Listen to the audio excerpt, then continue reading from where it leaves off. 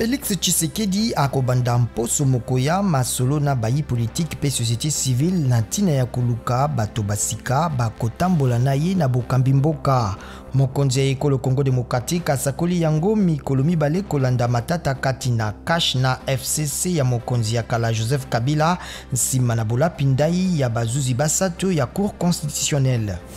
Tibor Nage, secrétaire d'État adjoint ya États-Unis à lobby mokili mozali kozela komona politique ya ekolo Congo Démocratique kotambola na nzela ya kimia eye ekotia bana ya Congo yambo pe na katikati. Tibor Nage akomi yango sima na lisikulu ya Félix Tshisekedi na mboka. Koleka bato zomi na libwa bakufi na bitumba kati na basimba minduki ya Banyamulenge na Kabila Yesusu lokola bafuliro babembe na banyindu na ba haut plateau ya Sud Kivu. Bitumba biango bibandaki uto libandela ya mposo. Ekolo Soudan na Israël bazungisi boyokani.